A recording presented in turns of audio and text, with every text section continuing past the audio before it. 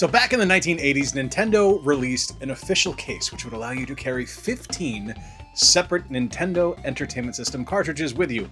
And this was a status symbol, and it was something that I completely forgot about until my friend John Riggs reminded me of it earlier this week, and he posed a question.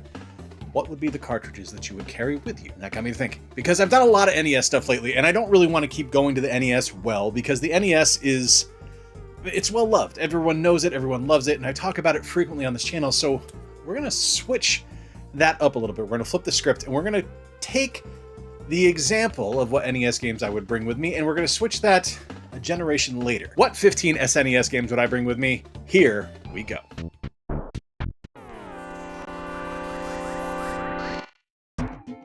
So betraying my intro a little bit, I think I'm going to look at this video as an opportunity to kind of pick out, if there was a house fire, what 15 games would I grab if I had time? Most games that I would grab are single-player experiences. I'm not big into multiplayer games, but number one with a bullet, the top-tier game for me, the one that I would absolutely grab right away, is Earthbound. I loved Earthbound when it released.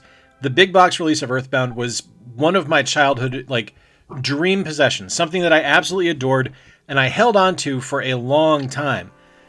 And then I sold it, and I regretted it immediately. And I was slowly able to piece bits and pieces of it back together, but never the box. And for a long time, not the game either, until last year when my buddy Robert found a copy for me, and I was able to pick it up from him. It was something that I'm so thrilled to have it back in my collection, even with the fact that it's not in the best condition. I don't really care, because it's just such a great game. Ugly games need love too, you know what I mean? This is one of those signature RPGs on the SNES, though. One of those games that was so uniquely coded for the SNES and coded to Nintendo products in particular that I couldn't help but include it here, because it is one of those games that when I think of my time with the SNES, this is probably top of the list for me. Absolutely love this game. I think the storyline is fantastic. I think the gameplay is solid.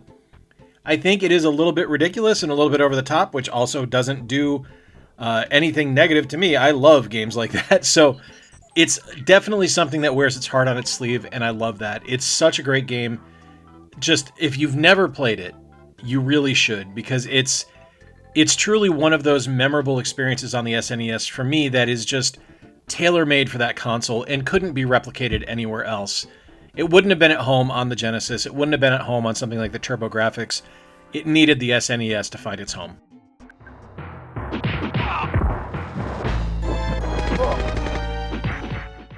If there was one thing I could be counted on watching or parodying back in the 1990s, it was Batman the Animated Series. Not only did I love the cartoon, I still, to this day, think it is one of the single greatest animated series ever made. I also had some good friends, and we used to parody it regularly. We were all in TV production class together, and we would overdub the videos because it was fun, and we were stupid teenagers. But The Adventures of Batman and Robin on the Super Nintendo is one of those signature video games that, to me, is a necessary game, something that I would absolutely want to take with me no matter where I was going, because even if you are playing single player, it's something that even if you're just going to play by yourself, friends are going to want to watch because it looks incredible. The animation system is straight out of the TV series. The look of the game is fantastic, and it feels like it stepped right out of the TV show, and everything is set up to look just like an episode of the animated series, including title cards and things like that. It's absolutely brilliant and just one of the best video games, for me at least, on the Super Nintendo. I love this game. I think it's fantastic. I think it is wonderful, and just truly one of the most unique experiences on the SNES. Round one, fight. This one has to be on the list. This is Super Street Fighter 2 Turbo.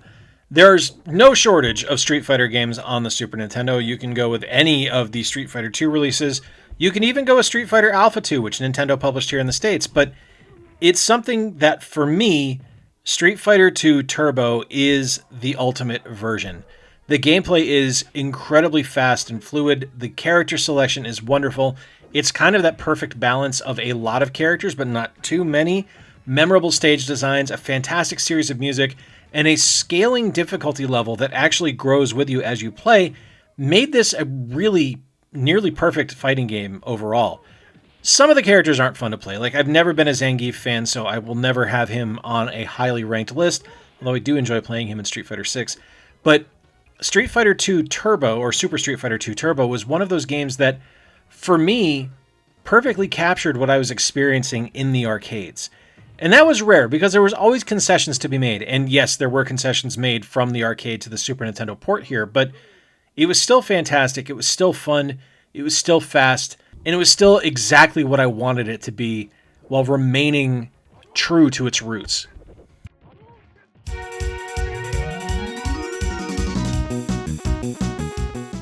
This is probably the first one that people are going to go, what? Why is this game on here? But I love the video game Kendo Rage. I think this is one of the best games on the SNES. No joke, no lie. Absolutely love it. It is Valis with a sense of humor. I think that's probably the best way to put it. I think I've described it that way in the past. So if you're familiar with the gameplay of Valis, you're going to be familiar with Kendo Rage. You're playing as a schoolgirl. She's a magical girl. She goes through each level. She's fighting bad guys, different yokai, different oni, and things like that. And the game is ridiculous and silly and irreverent and funny and fantastic. It's wonderfully difficult. It's incredibly hard and just such an imaginative experience that took a kind of core trope of the manic pixie dream girl that we get from things like Valis, the magical girl there, and kind of turned it on its head a little bit by making her an idiot.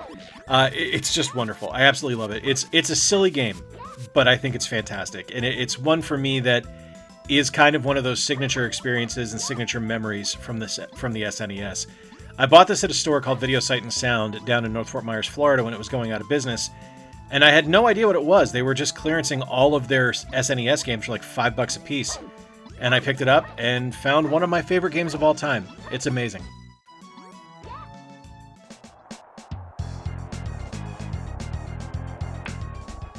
You know me, I gotta have at least one sports game on any of these lists, and today's first nomination is Ken Griffey Jr. Presents Major League Baseball, which I personally feel is one of the best sports video games ever made. I was kind of tossed up between this and Super Baseball Simulator 1000, but I've talked about that game enough on the channel. I figure you guys are ready for something else. This is one of the strongest video games ever made from Nintendo. This is such a great example of what they were able to do while not just sticking to the common threads that they usually do for video games that they produce. Making a sports game was kind of a ballsy move. They had made sports titles on the NES, and they put out a couple on the SNES as well, but this is the first one that really had a production value behind it, and a signature name with Ken Griffey Jr. on the cover. It was cool to see. It really was, and it was amazing to play, and it's still fun to play to this day. It's arcadey, it's not a sim by any stretch of the imagination, but if you're looking for something that is a brilliant baseball title while still being incredibly fun, and that's great for multiple people to play, this needs to be on your list. This is such a wonderful game.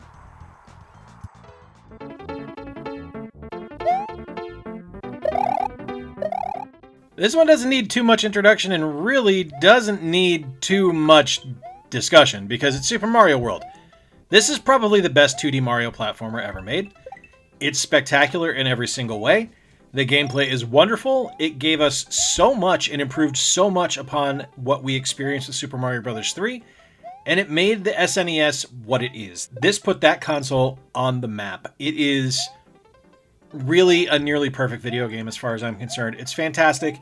It's wonderful. You've played it. That's all I need to say about it. Of course I would take Super Mario World with me.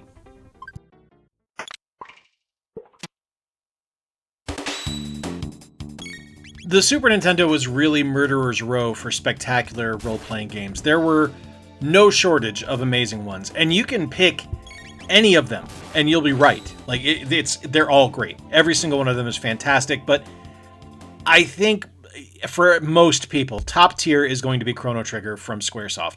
A game that features a storyline told over millennia, Chrono Trigger is one of those just memorable experiences from my childhood that somehow holds up to this day. Like, a lot of games that I loved when I was younger, I look back at them now and I go, it didn't age very well, but Chrono Trigger is still a solid experience from top to bottom. There's nothing in this game that misses. The music is wonderful. The gameplay is fantastic. Character designs from Akira Toriyama of Dragon Ball Z and Dragon Quest fame is amazing. It's wonderful to see. And the storyline is memorable and fantastic, and it ties into Chrono Cross, which released on the PlayStation years later. It's a really, really amazing storyline with branching story arcs and branching paths throughout the entire thing. It's just fantastic. I think there are amazing RPGs throughout the SNES's library, but Chrono Trigger, is arguably number one.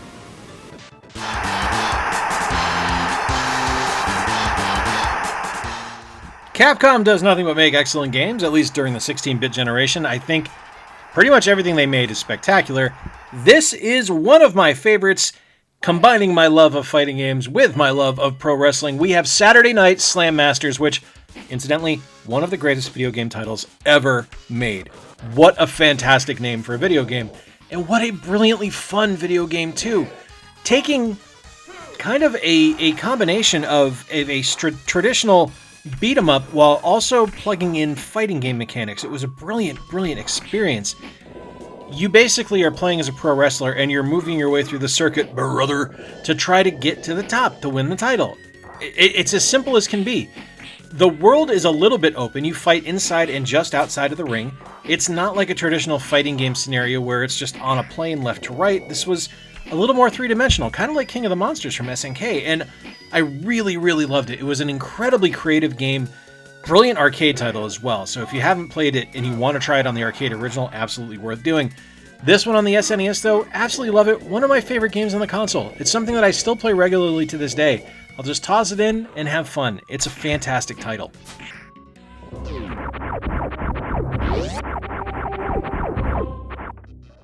Super Metroid goes in the case because it was not something I expected to love, and I did not expect to enjoy.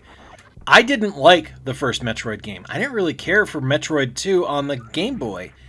It was just something that was like, it was another kind of like ho-hum kind of crappy platformer that I just didn't really care for. Kind of like the original Kid Icarus, if I'm being honest with you. But this one here, Super Metroid, oh man, what a game. What a perfect video game. Memorable sci-fi storyline, something that took itself very seriously, and it should, because it's a very serious storyline. The gameplay is spectacular. The initial kind of experience of this being so wide-reaching and so wide-spanning, of having to traverse this massive map and go back and forth to all these different areas, was something that was mind-blowing to me. And it felt, while it was a platformer and it was sci-fi, it felt like a classic dungeon crawl to me, because you were proceeding deeper and deeper and deeper into this planet and having to backtrack to find different things. It was, it's so good. And it holds up today. It's just an incredible title. It really is.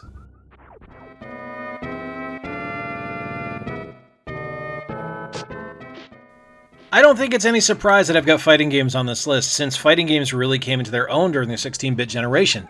Because of the 16-bit generation, we got stuff like Street Fighter II, we got stuff like Mortal Kombat, and we got stuff like this weird-ass game with Ranma 1/2 Hard Battle. Now, why is this on my list when I am not really a huge Ranma 1/2 fan?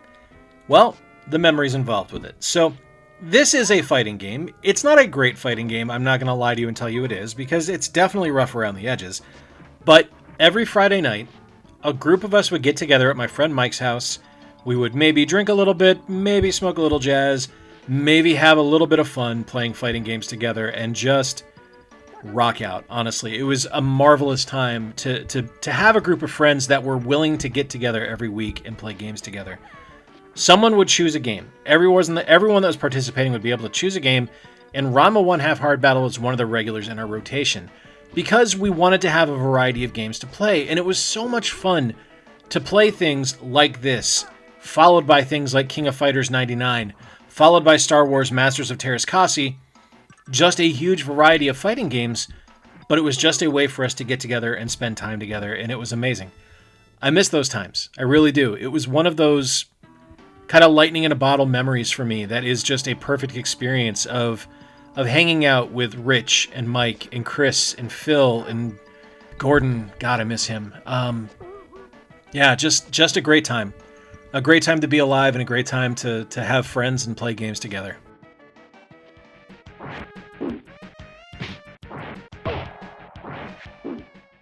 As much as I loved the original Punch-Out, I love Super Punch-Out just as much, but for very different reasons. Super Punch-Out, for me, wasn't a game I played when it originally released. I don't have any memories of this game from when I was a teenager. My main exposure to Super Punch-Out came when I worked on Fight Night Round 2 on the GameCube, because we struck a deal with Nintendo to include Super Punch-Out on the disc, which I thought was incredible. It was amazing because it was something that I had to play when I was working because we had to make sure you could actually beat the game. And I got pretty good at it. I got to the point where I was actually really confident playing Super Punch-Out. I'm not anymore, but I was at the time. And it was something that I just really thought was a remarkable experience and something that was truly unique when compared to the original Punch-Out on the NES. While there was definitely some shared DNA there was such a leap forward technologically that I couldn't help but just appreciate everything that they were doing on Super Punch-Out, and I still do to this day. Still a fantastic game, still incredibly fun, and I will say, I don't actually own this physically. I would grab my copy of Fight Night Round 2 on the Cube and toss it in the case, because, I mean, then I get 2 games for the price of 1, right?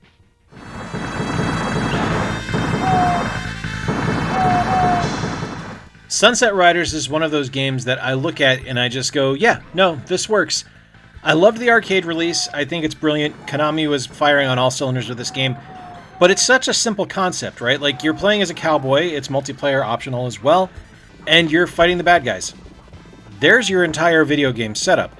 It works. Everyone understands. Cowboys versus bad guys? That's great. The gameplay is really solid. It's kind of a platformer, kind of a shoot 'em up, kind of a run and gun as well. But it's not really any of those things, because it doesn't rely heavily on any one aspect to make the game what it is. It's just a little bit different. If anything, it's a little bit like a beat 'em up. It plays a little bit like Teenage Mutant Ninja Turtles in time, actually. If you were to swap the turtles for cowboys and give them guns. Just work with me here. There's certain levels where you're all of a sudden riding a horse, kind of like in Turtles in Time or other Turtles arcade games where you're on one of the skateboards or something like that. There are comedic moments where you're having to jump onto the back of the stampede to keep running so you don't get trampled. The boss fights are fun. It's very much a beat 'em up. It's just a beat 'em up with a distinct coat of paint that I think should be celebrated.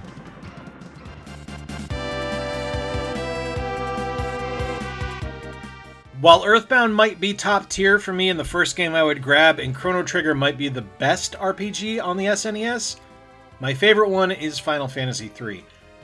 This game is so important to me, and is just... I have so many positive memories wrapped up into this game. This was one of the first games that I really remember loving on the Super Nintendo that wasn't a direct Nintendo title. It was one of those games that I played constantly over a summer vacation and beat a few times over summer break.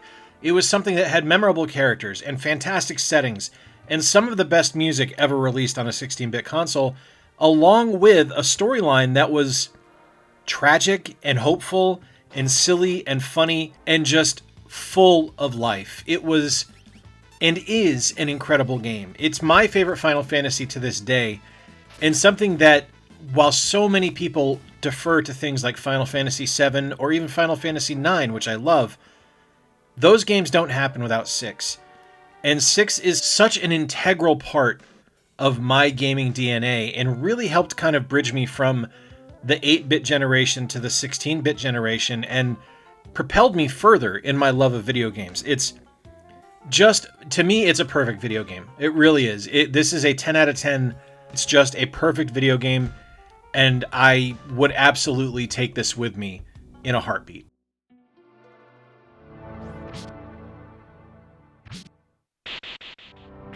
I can toss this one in the case because I just recently finally picked it up. This is Super Castlevania 4, and this is one of my favorite entries in the Castlevania series. This one gets special notice because of a silly reason for me. One of my most distinct memories as a kid was renting this from Blockbuster, getting it home, and figuring out that I could hold down the whip button and then waggle it around, which I thought was hilarious. I still think it's funny. I don't know why I think it's funny, but I do. I'm sorry. It's like fighting with a noodle. I don't know. I just love it. This is such a strong entry in the Castlevania series, though, because the gameplay is beautiful. The design is fantastic. This, to me, is kind of the ultimate original kind of run of Castlevania games here. Like, Castlevania kind of came into something different when Symphony of the Night hit, but of the first kind of like 4 or 5 Castlevania games, if you're counting Bloodlines, and if you want to count Belmont's Adventure on the Game Boy Advance, or on the Game Boy as well, which I guess kind of makes it like 7 or 8 games, I think this is probably the strongest, just because It really took advantage of the hardware, and it really kind of set out to do its own thing while still remaining true to what came before it.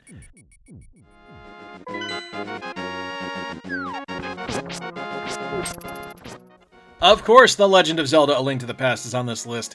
It's probably the first great Zelda game. Yes, we had the original Legend of Zelda. Yes, we had Zelda 2: The Adventure of Link, which I personally love and prefer to the original Zelda.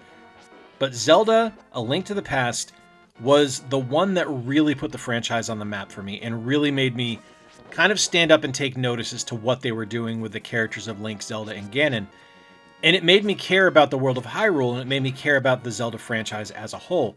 I liked The Adventure of Link, but Link to the Past made me sit up and care.